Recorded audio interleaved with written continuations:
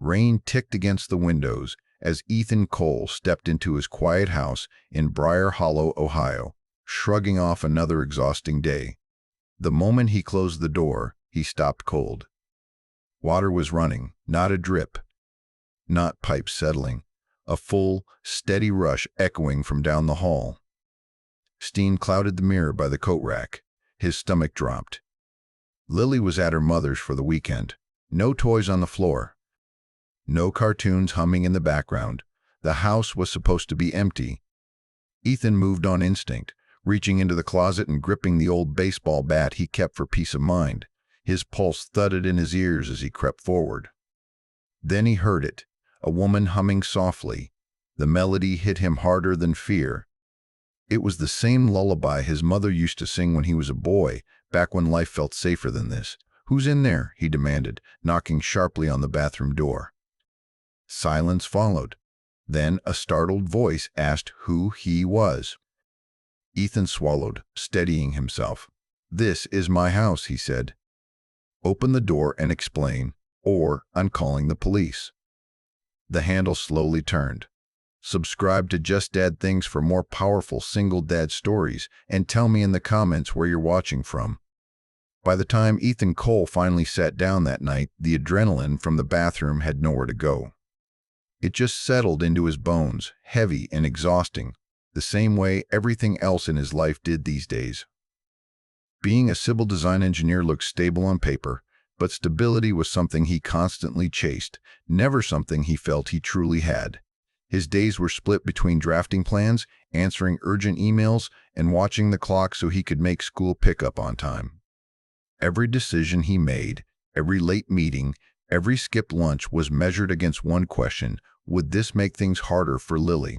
Lily was 7, all sharp eyes and quiet intelligence. She noticed things Ethan wished she didn't. The way he hesitated before opening bills. The way he double-checked his calendar like he was afraid to forget something important. She rarely talked about the divorce directly, but it lived in the spaces between her words. And how she asked, a little too carefully, which house she'd be sleeping in that weekend, and how she always made sure to hug him twice before bed, just in case. Ethan ran his life like a controlled system. Mornings started early, lunch packed with handwritten notes tucked inside, hair brushed just right, shoes lined up by the door. Evenings were predictable by design. Homework at the kitchen table. Dinner by 6, showers, then bedtime stories, the same ones Lily insisted on hearing again and again. Routine wasn't boring to him. It was protection. Routine was how he kept her world from feeling like it was still falling apart. Money was the quiet pressure he carried everywhere. Child support, mortgage payments, groceries that somehow cost more every month. His job paid well enough, but just barely enough to keep breathing. What scared him most wasn't losing the job. It was losing the flexibility that came with it. The ability to work late from home when Lily was sick.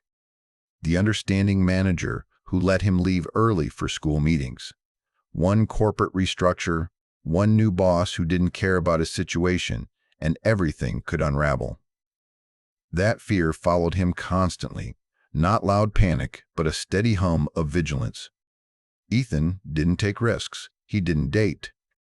He didn't say yes to anything that might shake the careful balance he'd built. He had already watched Lily's world split once. He refused to be the reason it fractured again. On weekends when Lily stayed with her mother, the house felt wrong. Too quiet, too still. Ethan usually filled the silence with work or errands, anything to avoid sitting alone with his thoughts. That night, the quiet had been deeper than usual. No bedtime story waiting, no small feet padding down the hallway for one last question. Just empty rooms and the echo of his own breathing.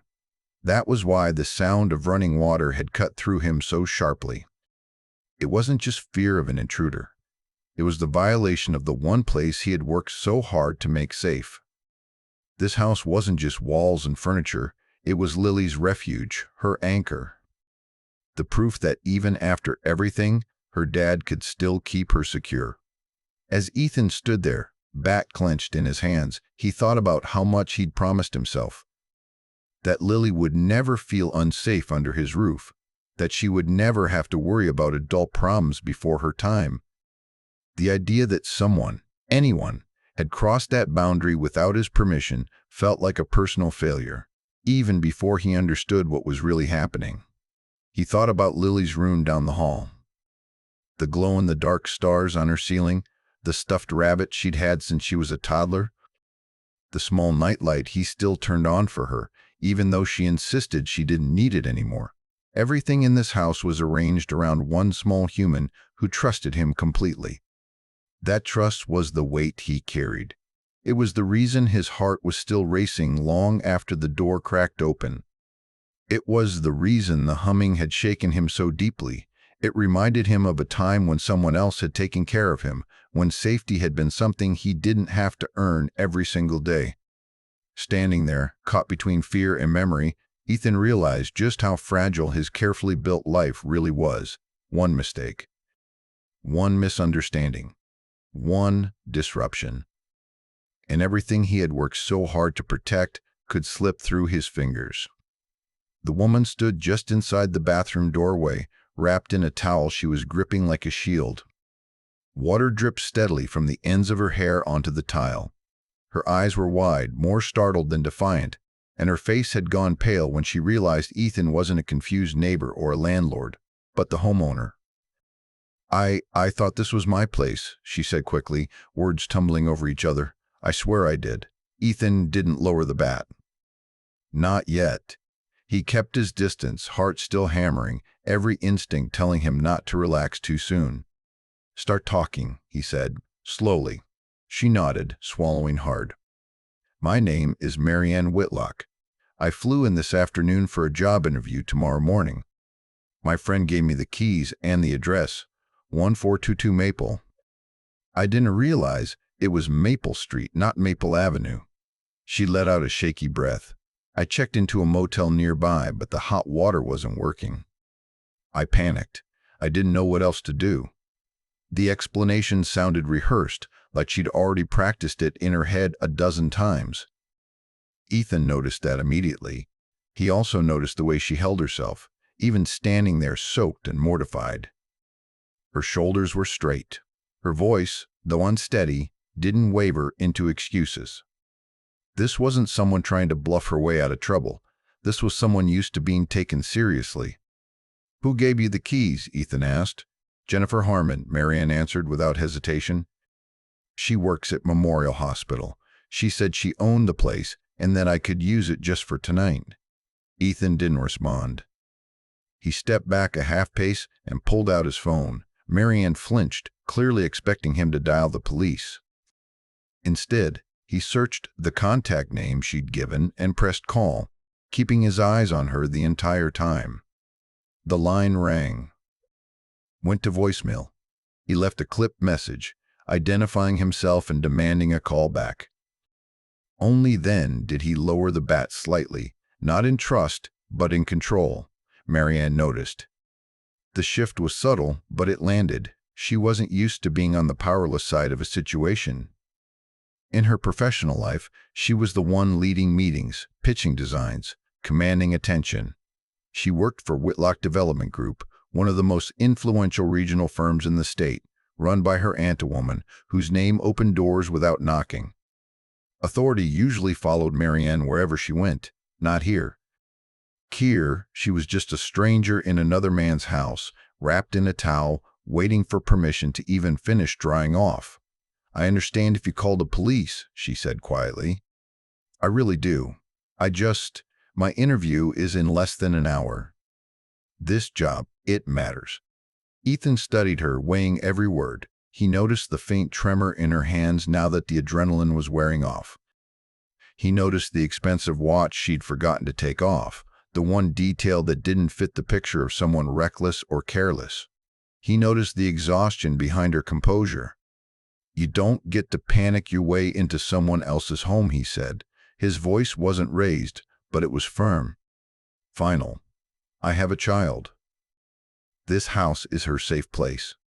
Marianne's expression shifted at that, not defensiveness, understanding. I didn't know, she said. If I had, she stopped herself. I'm not asking you to trust me. I'm just asking you to let me explain. She told him about the interview, how she'd left Chicago to get away from a job and a relationship that had hollowed her out. How this position was a chance to start over, to prove herself on her own merits, not her last name. She spoke carefully, like she knew every sentence mattered. Ethan listened without interrupting, but he didn't soften. He stayed near the hallway, maintaining space between them, his body angled protectively toward the rest of the house. He asked practical questions. Where was her bag? Where were her clothes? Did she have identification? Each answer checked out, slowly, logically. When she finished, silence settled between them, thick and uncomfortable. I'm not comfortable with you being alone in my house, Ethan finally said, but I'm also not trying to ruin someone's life over a mistake. Marianne nodded, relief and humiliation colliding on her face. Tell me what you need me to do. That, more than anything else, caught him off guard. No arguing. No entitlement. Just acceptance. Finish getting ready, he said after a moment. I'll wait in the living room. Door stays open. You leave as soon as you're done. Thank you, she said, and meant it. As Ethan turned away, he felt the strange weight of the moment settle in. This wasn't romance. This wasn't kindness for kindness' sake. It was two capable adults standing on opposite sides of a misunderstanding, each forced into vulnerability neither had planned for. One protecting a child's world, the other fighting for a second chance. And neither of them knew yet how deeply this brief, uncomfortable encounter would follow them into the days ahead. Ethan retreated to the living room and set his phone face up on the coffee table, volume turned all the way up. He left the hallway light on and the bathroom door cracked, just enough to remind both of them that this was still his space. He didn't sit. He leaned against the arm of the couch, eyes fixed on the hallway, listening to every sound. The rustle of clothes, the brief click of a hairdryer, the water shutting off for good. Control wasn't about intimidation. It was about awareness. From the other side of the wall, Marianne moved quietly, deliberately. No rummaging, no wandering footsteps. She stayed exactly where she said she would. That mattered to Ethan more than any apology could have. He took a breath and forced his shoulders to relax. He reminded himself that calm was a choice. Panic would help no one, especially not Lily, even though she wasn't here. The house still carried her presence, the faint strawberry scent of her shampoo, the magnet-covered refrigerator just visible from the living room, her crooked crayon drawings held in place like priceless art. Ethan glanced at them automatically, grounding himself. When Marianne finally stepped out of the bathroom, she looked like a different person. Her hair was styled neatly, her navy blazer pressed, her posture straight again. The towel was gone, replaced by professional composure. Still, her eyes flicked toward Ethan first, checking his reaction before she took another step. That restraint didn't go unnoticed. I'm ready, she said. Ethan nodded and gestured toward the front door. Your car? Down the street, she replied. I can. He cut her off with a shake of his head. Traffic's bad at this hour. Sit. He crossed to his desk, pulled up the city map on his computer, and printed out a route that avoided the main construction zones. He circled the turns with a pen, then handed the page to her. This will save you at least 10 minutes. Marianne stared at the paper like it was something fragile. You didn't have to do that. I know, he said simply. She hesitated, then reached into her bag. Let me at least... No, Ethan said, firmer now. I'm not taking money from someone who made an honest mistake. For a moment, she looked like she might argue. Instead, she nodded. Thank you, she said again, quieter this time. As she moved toward the door, her gaze drifted back to the kitchen. To the drawings, to the neat row of shoes by the wall, to the small calendar on the fridge marked with color-coded notes, school events, work deadlines, custody exchanges, the life of someone who planned carefully because someone else depended on it. She's talented, Marianne said, nodding toward the drawings. Ethan followed her gaze. His expression softened before he could stop it. She's 7, he said. And she hates when I move them. Marianne smiled, not wide, not polite, genuine. I can see why. They stood there for a beat, the tension of earlier replaced by something steadier. Respect. Recognition. Two people who understood responsibility, even if they carried it differently. At the door, Marianne paused. I'm sorry, she said, for the fear I caused, for crossing a line I didn't even see. Ethan met her eyes. Just make sure you don't cross the wrong street again. That earned a small, breathless laugh. Then she was gone, the door closing softly behind her. The house returned to silence, but it felt different now. Lighter. Ethan exhaled and leaned his forehead briefly against the door, the weight of the evening finally settling in. An hour later, as he rinsed a mug in the sink, his phone buzzed. Unknown number. He wiped his hands and checked the screen. I got the job, the message read. Thank you for not assuming the worst of me. I won't forget it. Ethan stared at the words for a long moment. Then he set the phone down and looked around the kitchen again, at the drawings, the calendar, the life he protected so fiercely. He hadn't done anything extraordinary. He'd just chosen to be steady when chaos showed up at his door. And sometimes, he realized, that was more than enough. The weeks after that night settled into something that almost felt normal again. Ethan returned to his routines, to early mornings and long afternoons, to Lily's chatter filling the house on the days she was with him. The incident in the bathroom faded into a strange story he told himself only once or twice, usually late at night, when the house was quiet and his mind wandered. He didn't expect it to circle back into his life, not like this. The email landed on a Tuesday morning, buried between design revisions and permit requests. A new redevelopment project on the east side of Briar Hollow. Large scale, high visibility. Ethan scanned the attached documents and froze when he saw the firm heading the project, Whitlock Development Group. He read the name twice, then leaned back in his chair, a slow unease spreading through his chest. He hadn't heard from Marianne since her message about getting the job. No follow-ups, no awkward coffee invitations.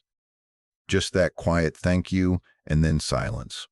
He assumed their paths had diverged for good. Apparently not. The first project meeting confirmed it.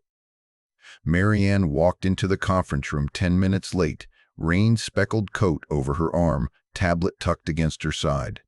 She looked exactly as she had that night when she left his house, composed, focused, unmistakably capable. When her eyes met Ethan's, there was a flicker of recognition quickly masked by professionalism. No smile. No surprise. Just a brief nod, as if to say, I see you. We'll deal with this later. The power dynamics were different now. She stood at the front of the room, outlining timelines and environmental considerations, while Ethan sat among the engineers tasked with making it all feasible. She spoke with authority, confidence sharpened by preparation. This was her world. And despite himself, Ethan respected it. What he didn't expect was how quickly whispers would follow. It started small. A comment in the break room. A raised eyebrow during a site walk. Someone joked too casually about letting strangers shower at your place. Ethan shut it down immediately, his jaw tight, but the damage was already spreading. The story had grown legs, the nuance stripped away. What remained was a careless version of him that didn't exist. By the end of the week, a manager pulled him aside.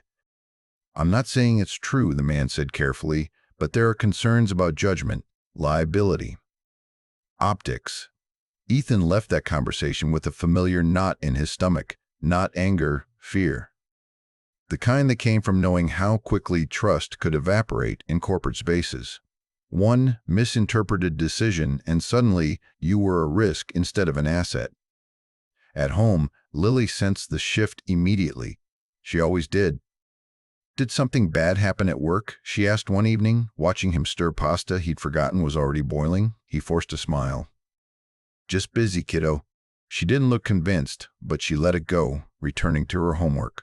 Ethan watched her for a moment, then made a decision he'd been postponing for weeks. It was time for them to meet. He chose neutral ground, a small park near the river, wide open, safe. Lily sat on a swing, legs pumping slowly as Ethan explained, gently, that Marianne was someone he knew through work, someone he trusted. Someone important. Is she your girlfriend? Lily asked bluntly. Ethan almost laughed. No, he said. She's just someone. Marianne arrived right on time, carrying nothing but a canvas tote and an air of careful awareness. She crouched slightly to Lily's level instead of looming over her, introducing herself without fanfare. Lily studied her in silence, then asked, "Do you listen when people talk?" Marianne blinked, surprised. "I try to." Lily nodded, apparently satisfied, and went back to swinging. Marianne didn't push. She sat on the bench beside Ethan, hands folded, letting Lily set the pace. When Lily eventually started talking about school, about art class, about how bridges were her favorite structures because they connected things that didn't want to fall apart, Marianne listened like it mattered. Because it did, Ethan felt something loosen in his chest. The calm didn't last. The following Monday, everything unraveled. A routine inspection at the redevelopment site uncovered a structural fault, one that hadn't been in the original plans. A support beam compromised. Load calculations suddenly questionable. The site was shut down within hours. Meetings were called. Emails flew. Panic settled in. And once again, eyes turned to Ethan. He found himself standing in a crowded conference room, blueprints projected behind him, questions fired in rapid succession. Had he signed off on the revisions? Had he double-checked the materials? Was there any oversight on his end that could explain the failure? He answered calmly, methodically, provided documentation, pointed out discrepancies that predated his involvement. Still, the doubt lingered. When blame searched for a home, it often chose the person already under scrutiny. Marianne watched from across the room, her expression unreadable. By the end of the day, Ethan was formally under review, not suspended, not cleared. Just waiting. Waiting was worse. Waiting meant Lily's future sat in limbo with his job. That night, as he tucked Lily into bed, she looked up at him and said, "You're not in trouble, are you?" He swallowed. "No," he said, "just figuring things out." She reached for his hand, squeezing it tightly. "You always do." Ethan stayed in her room long after she fell asleep, staring at the glow in the dark stars on her ceiling, feeling the full weight of what was at stake. His reputation, his livelihood, the fragile stability he'd built with such care. Somewhere across town, Marianne was making her own calculations, caught between loyalty to her firm and the quiet truth she'd seen in Ethan long before any of this went wrong. And by morning, one of them would have to choose where they stood publicly. The call came the next morning, just after Ethan dropped Lily off at school. He sat in his car, engine idling, staring at the steering wheel while his phone buzzed in his hand. He already knew what it would be.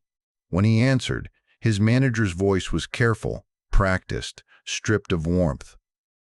Pending review. Temporary suspension. Standard procedure. Ethan thanked him, because that was what responsible adults did, then ended the call and sat there until the car behind him honked. By the time he pulled away from the curb, his hands were shaking, not from anger. From the cold realization that everything he'd feared was no longer theoretical. The day dragged. Emails stopped coming. His work login was restricted. The quiet felt louder than any argument. He spent the afternoon pacing the house, trying to stay productive, trying not to spiral. He ran numbers he already knew by heart, how long the savings would last. What could be cut? What couldn't? Lily's therapy sessions were non-negotiable. Neither was her school. The house, though, the thought lingered longer than he wanted it to. Vanessa called that evening. She didn't yell, that almost made it worse. I heard from Lily's teacher that you seemed distracted this week, she said. And now this. It's temporary, Ethan replied, though the word felt thin in his mouth.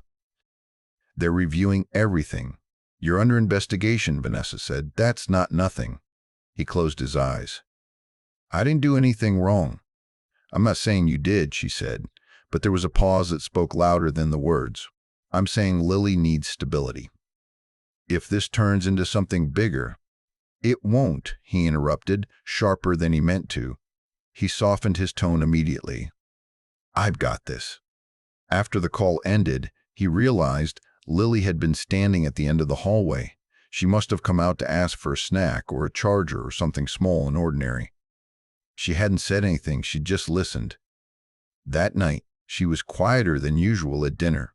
She pushed food around her plate, glancing at him like she was trying to solve a puzzle without all the pieces. You're not mad, are you? She finally asked. No, Ethan said quickly. Never at you. She nodded, but the crease between her eyebrows didn't disappear. Marianne didn't call. She didn't text. No clarification. No reassurance. Ethan told himself she was busy. That corporate pressure was real. That this wasn't personal. Still, every hour of silence felt like confirmation of his worst fear, that when things got complicated, people with power protected themselves. He replayed their interactions over and over. The way she'd listened to Lily. The way she'd looked at him in that conference room, like she was measuring something invisible. Had he imagined the respect? Had it only existed when it was convenient? The house felt smaller as the evening wore on. Shadows stretched across the walls. The refrigerator hummed. Ethan folded laundry that didn't need folding just to keep his hands busy. When he tucked Lily into bed, she wrapped her arms around his neck and held on longer than usual. Dad, she whispered, voice muffled against his shoulder. If you lose your job, will we have to move? The question landed like a physical blow. Ethan pulled back just enough to look at her, searching her face for signs of fear he might not be able to undo. He forced himself to keep his voice steady. No, he said. We're okay. She studied him for a moment, then nodded, as if accepting an answer she wanted to believe more than she understood. Okay, she said, curling under her blanket. After she fell asleep, Ethan sat on the edge of her bed, staring at the glow-in-the-dark stars above her. He felt the familiar weight settle in, heavier now, edged with guilt. He promised himself he would keep her world safe, and yet here they were, with adults whispering, decisions being made in rooms he wasn't invited into, and a future that suddenly felt fragile. Down the hall, his phone buzzed once. A work email he couldn't open. He didn't check it again. Instead, he sat there in the quiet, listening to his daughter breathe, wondering how close he was to failing the one person who believed in him without question. The review meeting was held in the largest conference room, Whitlock Development Group owned, all glass walls and polished wood meant to project confidence. For Ethan, it felt like walking into a courtroom without a lawyer. He took a seat near the back, shoulders squared, hands folded tightly in his lap. Around him sat executives, city inspectors, legal counsel, and members of the redevelopment committee. Conversations hummed in low, serious tones. No one looked at him for long. When the meeting began, the tone was clinical. Charts appeared on the screen. Timelines were recited. Words like oversight, liability, and risk floated through the room. Ethan listened carefully, noting how often his name surfaced without context. Not accusations, worse than that. Implications, the kind that let doubt do the dirty work. A senior executive summarized the issue, pointing to the compromised structural element.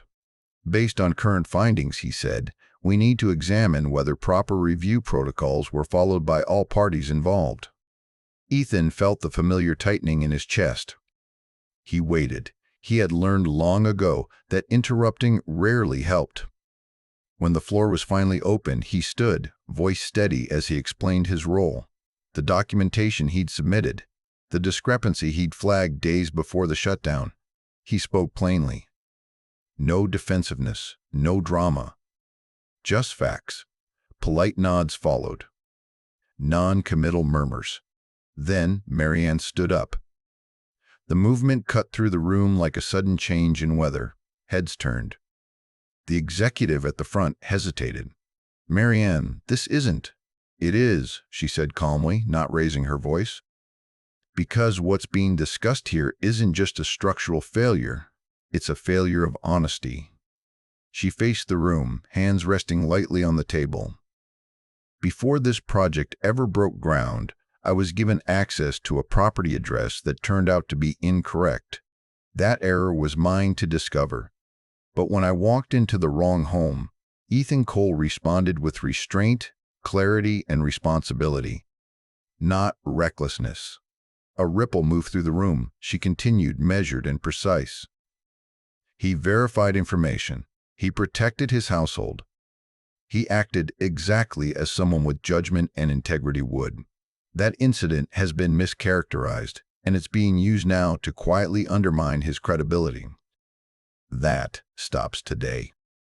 One of the executives shifted uncomfortably. "Marianne, the meeting is about accountability," she said, meeting his gaze without flinching. And the truth is, the structural issue was not missed during Ethan's review. He identified it early. His notes flagged inconsistencies in the material load calculations. Those notes were acknowledged and ignored. The room went still. She clicked her tablet, pulling up a document on the screen. Emails. Time-stamped. Clear. These were submitted before the failure. The revision approval came from a different department, under pressure to meet a deadline. That decision bypassed standard safeguards. Ethan stared at the screen, heart pounding. He hadn't known she had this. He hadn't known she'd been watching this closely. Marianne turned slightly toward him then, just enough to acknowledge his presence. He did his job. Quietly. Thoroughly. And when concerns were dismissed, he didn't grandstand. He documented. He followed protocol. That's not the behavior of a liability. That's the behavior of a professional. Silence stretched, heavy and undeniable. The city inspector leaned forward, adjusting his glasses. "If this documentation is accurate," he said slowly, "then responsibility lies elsewhere." It took less than 10 minutes after that for the narrative to shift. Questions redirected. Names changed. The same executives who had spoken cautiously about Ethan now focused their attention on internal review processes, on procedural failures higher up the chain. Apologies weren't immediate, but clarity was. When the meeting adjourned, it was with a formal statement. Ethan Cole was cleared of all responsibility, effective immediately. His suspension was lifted. His record unblemished. As people began to stand and talk again, the room's energy changed. A few colleagues approached him, expressions sheepish, offering quiet congratulations. Ethan accepted them politely, though his hands were still trembling. Marianne approached last. "I should have spoken sooner," she said softly. Ethan shook his head. "You spoke when it mattered." She nodded. "I didn't do it for you alone," she said. "I did it because the truth deserved daylight." He looked at her then, not as a source of rescue, but as someone who had chosen courage when silence would have been easier. "Thank you," he said, "for seeing me." She met his gaze, steady and unflinching. "I always did." As Ethan walked out of the building, the weight he'd been carrying for weeks finally began to lift. Not because someone powerful had spoken, but because the truth had been spoken out loud. And for the first time since this all began, he allowed himself to believe that doing the right thing, quietly and consistently, could still be enough. The change didn't arrive all at once. It came in small, steady corrections, like a structure being reinforced after stress testing. Ethan returned to work the following Monday, not to apologies or speeches, but to something better, acknowledgement. His manager met him at the door, shook his hand, and spoke plainly. The company needed him. Not just his technical skill, but his judgment. Within weeks, Ethan was offered a new role, one that recognized what he had already been doing quietly for years. It came with responsibility, yes, but also flexibility. remote work options, authority to make final calls on safety reviews, a voice in meetings where decisions were actually made. It wasn't a reward for suffering. It was trust, earned and restored. For the first time in a long while, Ethan felt the ground under his feet stop shifting. At home, the change was immediate. Lily noticed before he said a word. He wasn't checking his phone every 5 minutes anymore. He laughed more easily. Dinner conversations stretched longer. The tension she'd been carrying in her small shoulders began to ease, replaced by her familiar curiosity and chatter. Her teacher sent home a note praising her focus. Her therapist mentioned she seemed more relaxed. Stability, Ethan realized, was contagious. Marianne's shift was quieter, but no less significant. A few weeks after the review meeting, she asked Ethan to meet for coffee. Not to celebrate, to think. She spoke honestly about the offer she'd been given. To relocate, to move deeper into the firm's leadership track, to chase prestige in larger markets. And then she told him what she'd decided. She was staying. Briar Hollow wasn't a compromise, she explained. It was a choice. She saw opportunity here, real need for sustainable design, thoughtful development, long-term projects that mattered to people who lived in them. She was starting her own practice, smaller, riskier, but hers. Ethan didn't try to talk her into it. He listened, asked practical questions, offered support where it was wanted, not imposed. When she signed her first local contract, they celebrated with takeout and Lily's enthusiastic stamp of approval. Relationships shifted too. Vanessa didn't apologize, but she softened. Conversations became less defensive. Schedules were adjusted without tension. Lily no longer stood in the doorway during phone calls, listening for danger. Trust rebuilt slowly, brick by brick, the only way it ever really did. The house felt fuller now. Not louder, just warmer. Lily filled it with stories and art projects and plans for the future. Marianne became a presence that respected boundaries, never rushing, never forcing labels. She showed up when invited. She listened. She stayed. One evening, as Ethan helped Lily with a science project at the kitchen table, he caught himself watching the two of them laugh over spilled glitter and crooked diagrams, not with fear, not with caution, but with gratitude. Life wasn't perfect. Deadlines still existed. Money still required attention. Co-parenting still demanded patience. But the balance had returned, the kind built on honesty, effort, and the quiet courage to stand up when it mattered. Ethan had learned something through all of it. Stability didn't come from avoiding disruption.